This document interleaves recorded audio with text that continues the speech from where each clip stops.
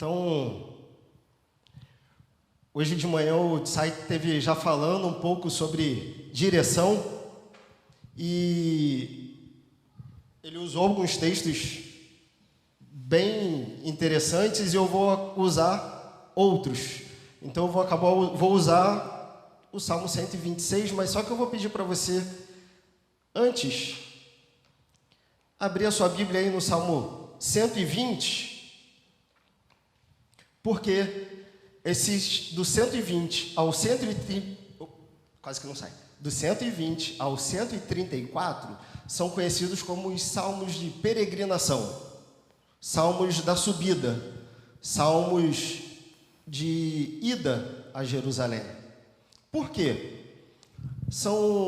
Aí existem algumas interpretações, alguns falam que eram só cânticos dos degraus, onde cada degrau do templo das mulheres para o templo de todo o povo, com 15 degraus, era cada salmo recitado pelos levitas e cada um que ia ao templo. Por que se ia ao templo? Foi o período quando o povo saiu do Egito, foram dominar Israel e foi dividido as 12 tribos. A maneira de reunir o povo era 3 vezes ao ano, era o que era indicado, eram as 3 principais festas, e o momento de leitura da palavra. Era o momento de leitura da lei para o povo, para trazer à memória, como a gente fala, né? Trazer à memória aquilo que nos dá esperança, o texto de Lamentações, mas também lembrá-los da história e lembrá-los do compromisso de Deus com eles, primeiramente. Faltou? Voltou. E tanto nesse período, aí alguns outros interpretam esse texto como quando o povo saía, cada um da sua região, até a chegada a Jerusalém, eles iam recitando esses textos, eles iam ensinando às crianças esses textos, para até mesmo passar para a próxima geração esse ensinamento e uma maneira de estar preparando o coração deles, preparando a mente para estar no momento do sacrifício. Então, eles saíam da sua casa, saíam da sua região, iam peregrinando até Jerusalém, onde, chegando lá, eles faziam o sacrifício para o perdão de pecados. Esse perdão de pecados normalmente era feito pelo patriarca da família e era pedindo o perdão de Deus para toda a família. E, ao fazer o sacrifício, queimar o incenso e tudo mais, o perdão era dado. Mas, em algumas situações, as pessoas não conseguiam estar por motivo de doença, por motivo de luto, por inúmeras situações, as pessoas às vezes não podiam sair das suas localidades e ir até Jerusalém. Então, elas tinham que estar lá em pelo menos uma vez ao ano. Era recomendado as 3, mas eles tinham que estar obrigatoriamente em uma, até mesmo para pedir o perdão do pecado, como era feito naquela época. E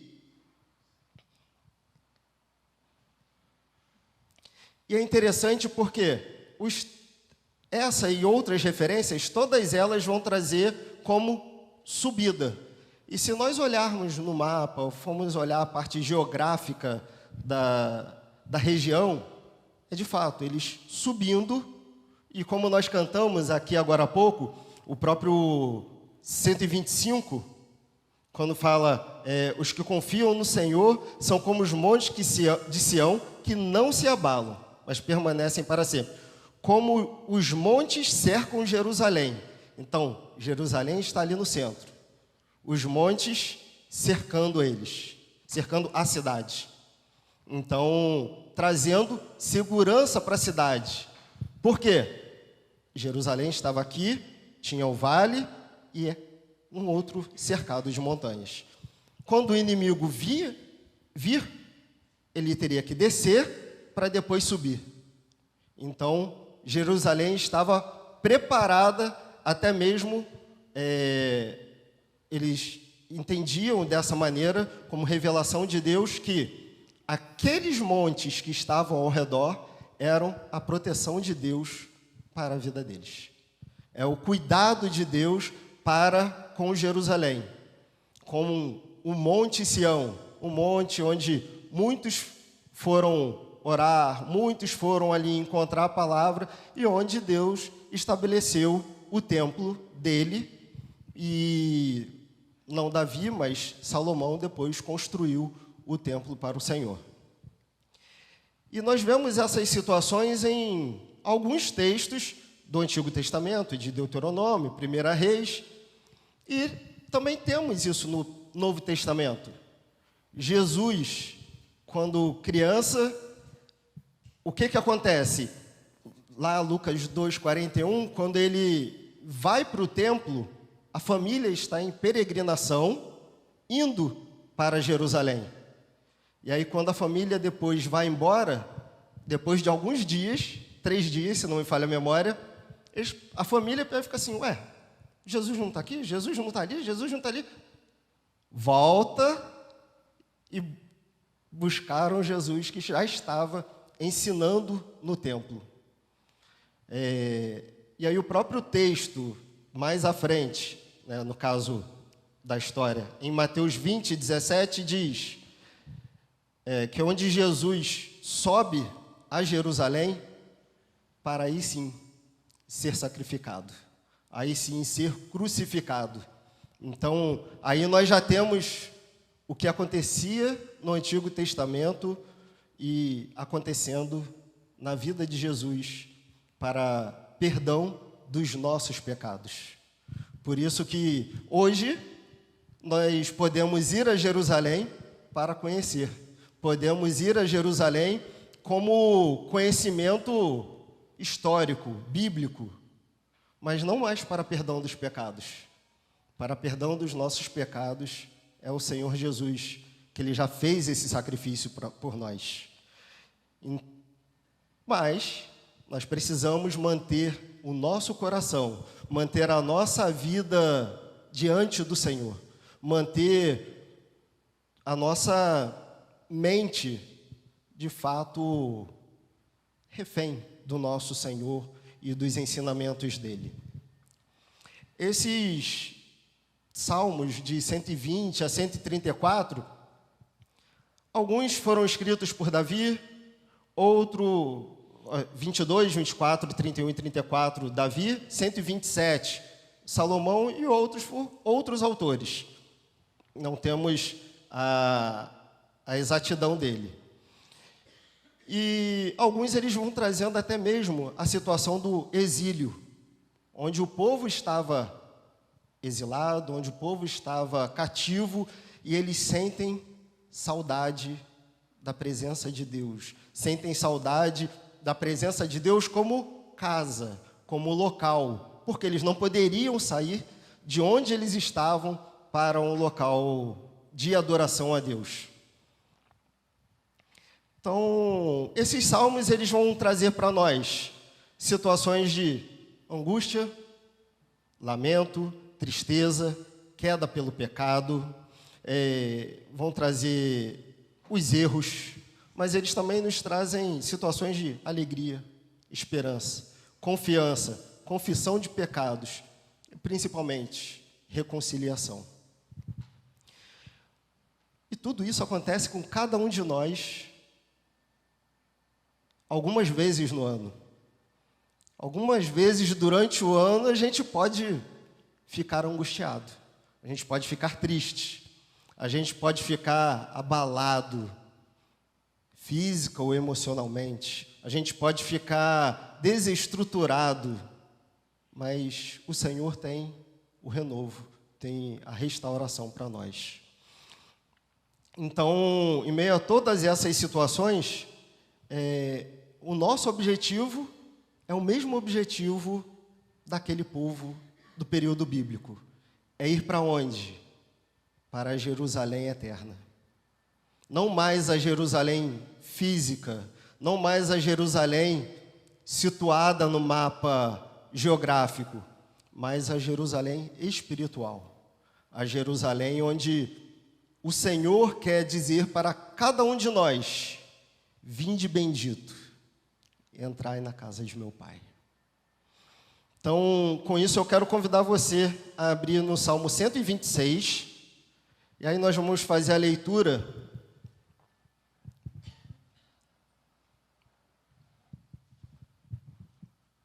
Leitura que já está projetada. Vamos lá. Quando o Senhor trouxe os cativos de volta a Sião, foi como um sonho. Então, a nossa boca encheu-se de riso e a nossa língua de cantos de alegria. Até nas outras nações se dizia: o Senhor fez coisas grandiosas por este povo. Sim, coisas grandiosas fez o Senhor por nós, por isso estamos alegres. Senhor, restaura-nos, assim como enches o leito dos ribeiros no deserto.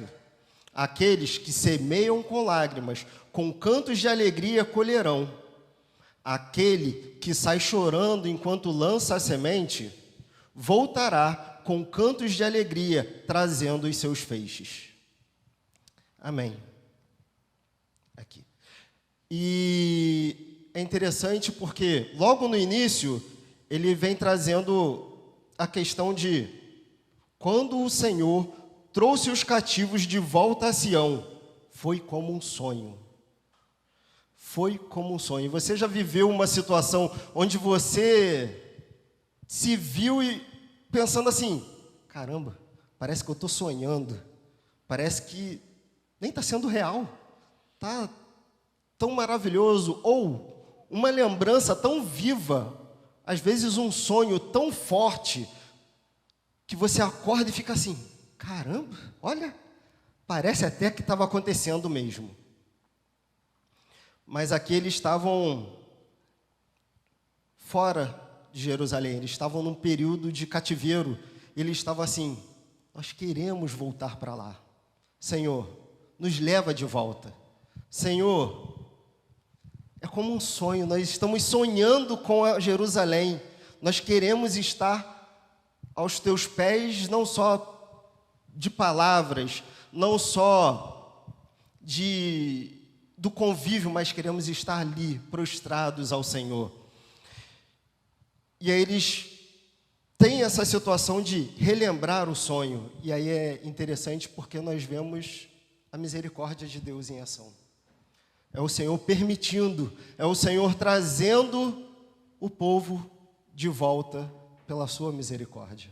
É o Senhor ouvindo essa situação e isso ser um testemunho tão forte, tão vívido na vida deles, que, como diz o versículo 2, no final ele fala de alegria e tudo mais, mas ele fala assim: até nas outras nações se dizia, o Senhor fez grandes coisas por esse povo. Com certeza você tem uma situação que Deus já fez na sua vida e você pôde testemunhar, e as pessoas ao seu redor falaram: o Deus dela, o Deus dele é maravilhoso. É um Deus real. Essa situação, olha, Deus fez. Só poderia ser Deus. E aconteceu. Quantas vezes o testemunho que nós ouvimos de Deus vem dos outros? Mas nós precisamos não apenas ouvir o testemunho que vem, mas compartilhar do que o Senhor tem feito na nossa vida. Nós não podemos ter medo, não podemos ter vergonha do que o Senhor está fazendo em nós. Você não pode ter vergonha do que o Senhor está fazendo na sua vida, por mais que em algum momento doa, por mais que em algum momento gere uma vergonha, mas é o Senhor trabalhando na sua vida. E quando nós compartilhamos isso, quando nós levamos isso adiante, não para nossa vaidade, não para querer se mostrar melhor ou pior, mas para mostrar o poder de Deus através de nós e apesar de nós. Mesmo nós ainda sendo falhos, mesmo ainda sendo pecadores, mesmo ainda sendo o que nós somos, mas o Senhor, Ele também é o que Ele é. E Ele é Deus. Ele é soberano. Ele é sobre todas as situações. Então, no seu momento de dificuldade, clame ao Senhor. No seu momento de alegria, se alegre no Senhor, mas sempre testemunhe. Testemunhe do que o Senhor está fazendo na sua vida. Esse Senhor que Ele liberta esse povo, e eles ainda ficam assim. A frase, como dizendo que o Senhor fez grandes coisas por esse povo, ela também poderia ser traduzida como: se o Senhor fez isso por eles, o que mais Ele não poderia, ou Ele pode fazer? Em resumo, não há impossíveis para o nosso Senhor. Versículo 2 e 3, eles vão trazer essa situação da misericórdia do Senhor, da misericórdia de Deus, do testemunho dado e a alegria. E é uma coisa que, no momento difícil, no momento de luta, a primeira coisa que vai da nossa vida é a alegria. A primeira coisa que a gente deixa de fazer é nos alegrar, é sorrir. E quando acontece alguma coisa boa, às vezes, a última coisa que a gente volta a fazer é nos alegrar, porque a gente ainda fica remoendo a situação passada, fica remoendo a dificuldade, a gente ainda fica ali em cima do nosso próprio choro. Nós precisamos secar as nossas lágrimas e nos alegrar, porque é o Senhor quem nos dá essas novas forças. A bondade do Senhor, ela deve preencher os nossos lábios. A bondade do Senhor precisa preencher a nossa vida no dia a dia, no nosso trabalho, em casa, na família e até mesmo no trânsito, até mesmo nas redes sociais, até mesmo nos momentos de conflito, nos momentos de dificuldade. Nós devemos ter a bondade do Senhor nos nossos lábios. Nós devemos pedir que o Senhor renove a nossa alegria. Devemos pedir que o Senhor nos restaure. Como diz o versículo 4, Senhor, restaura-nos, assim como enche o leito dos ribeiros no deserto. Tem uma outra versão que diz que, como acontece as torrentes do Negueb, é uma região onde, uma parte do ano, você passa por ela e é deserto, seco, árido, sem vida nenhuma. E no momento exato, no momento propício, as chuvas vêm, descem, e ali onde não tinha vida, passa a ter vida. Onde aquele rio era seco, agora ele é largo, ele é profundo. Onde não se tinha vegetação, se tem vegetação, se tem vida, se tem frutos. Isso às vezes acontece na nossa vida.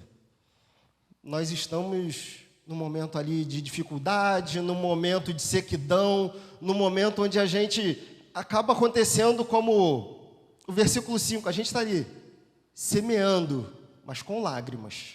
A gente está aqui, Senhor, só o Senhor mesmo. E aí está lá você, semeando,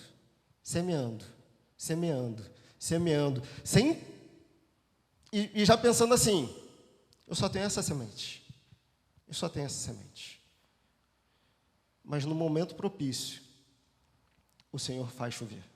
No momento propício, o Senhor envia a provisão e aquele local onde a semente foi plantada naquela sequidão, ela pode germinar e frutificar. Que assim também aconteça na sua vida, que assim também aconteça na nossa igreja, que assim também aconteça no nosso ano. Mas uma coisa interessante, mesmo no momento de dificuldade, a semente não faltou. Mesmo no momento de sequidão, a semente não faltou. A semente na nossa vida é a palavra de Deus. Ela não falha, ela não falta. Ela está aqui, ó, à nossa disposição. A semente precisa estar também sendo semeada no nosso coração. Nós precisamos ter esse compromisso de lançar essa semente não apenas no outro, no terreno árido, mas no nosso terreno árido, na nossa sequidão, na nossa dificuldade. E pedir ao Senhor, Senhor, faz germinar. Senhor, restaura. Senhor, restaura a minha vida. Senhor, restaura os meus relacionamentos. Senhor, restaura a minha família. Senhor, restaura o meu trabalho. Senhor, restaura o meu casamento. Senhor, restaura... Coloque para o Senhor o que você precisa que Ele restaure.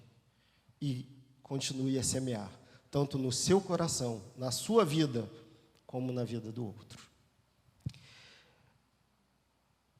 E é interessante porque ele traz aqui o restaura-nos, no plural. Não é pedindo a restauração apenas para a minha vida.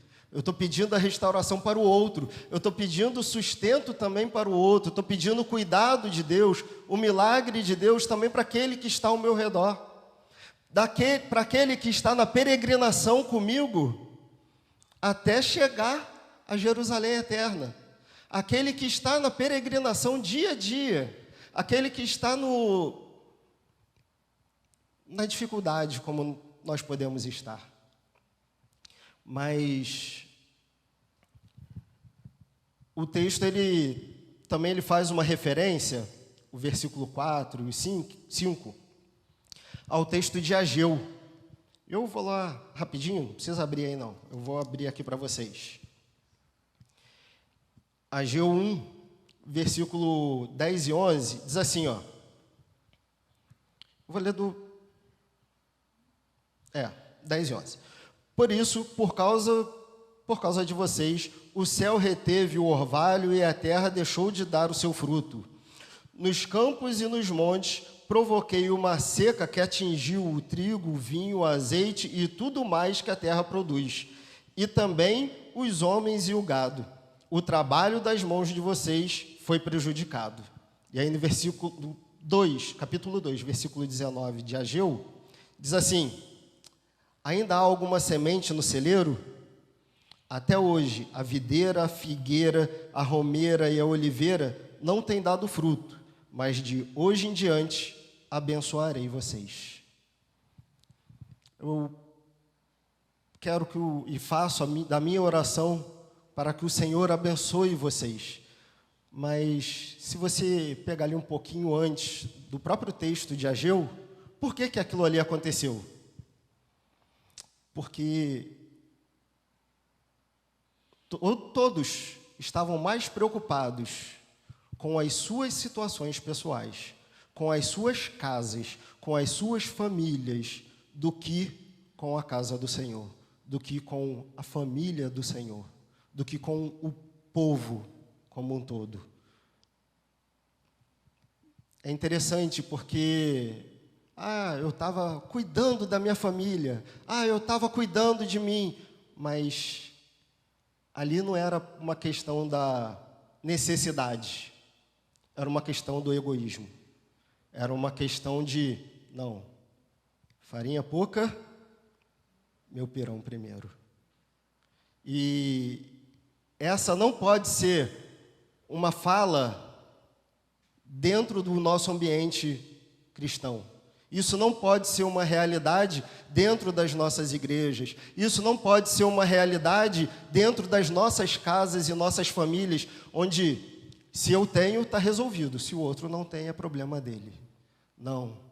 eu tenho, o outro não tem, eu preciso compartilhar. Eu preciso, não quer dizer que eu vou suprir todas as necessidades, mas eu posso doar um pouquinho do meu, posso ajudar um pouquinho, posso ter um momento e aí isso daí pode ser na parte física mesmo, na parte financeira, mas pode ser também na parte espiritual.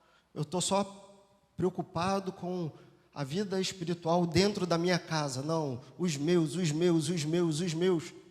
E o nosso vizinho ali, a pessoa do nosso lado, ou um familiar próximo, carecendo de uma palavra vinda do Senhor através da sua vida, não recebendo. Nós precisamos ter esse olhar de compaixão para lançar essa semente da palavra de Deus, a semente do Evangelho para o outro. Lançar a semente do renovo de Deus no nosso coração, dia a dia, situação a situação. Então, uma coisa eu quero dizer para você. O cenário pode parecer muitas vezes desfavorável, como estava acontecendo nesse texto. Não tinha perspectiva de chuva, não tinha lago ou rio para trazer a água, o terreno já estava totalmente seco e sem vida, mas não deixe de semear. Nós precisamos semear, nós precisamos lançar essa semente, porque quem envia essa chuva, quem faz esse trabalho do convencimento, quem faz a água chegar e essa semente germinar, é o Senhor nosso Deus. É Ele quem tem esse poder. É Ele quem tem o domínio sobre todas essas coisas.